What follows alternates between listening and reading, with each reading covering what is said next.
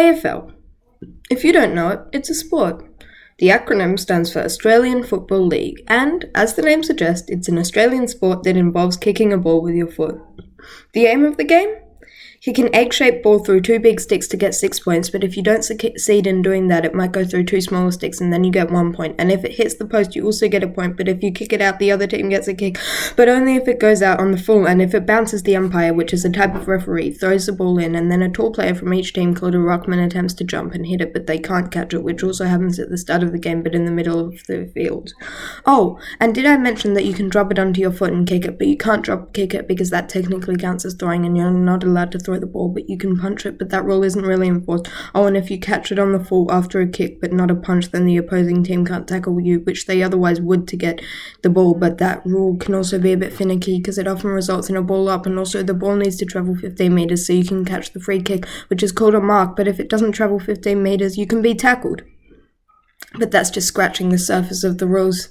Yeah, I know what you're thinking. It's a pretty simple game. So, if you were paying attention in the rules earlier, you'll know that you're not allowed to throw.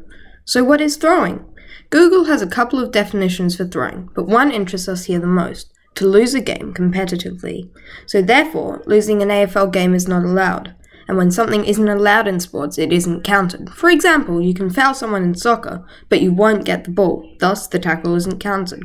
So therefore, any game you lose on purpose isn't counted, and thus doesn't exist. But what if you make a mistake, and that's why you lose? Well, ask any of your gamer friends. Making a mistake still counts as throwing. So by that logic, any game you lose doesn't exist. What's that, you're asking? What if the other team is better, but you make no mistakes? Impossible. If you make no mistakes, your gameplay is perfect, meaning you can't lose because a perfect team can't lose. So therefore, because any game you lose is a game you throw, and because doing something wrong on purpose isn't counted, any game you lose isn't counted, so any game you lose officially doesn't exist. Or in short, it's impossible to lose a game of AFL. But why stop at AFL? Other games don't allow throwing. Soccer, hockey, cricket, tennis, badminton, and that's just naming a few. So any sport that has even a slight ban on throwing is impossible to lose. I don't see why people think sport is so hard. So many sports are literally impossible to lose. So this one's for the PE teachers.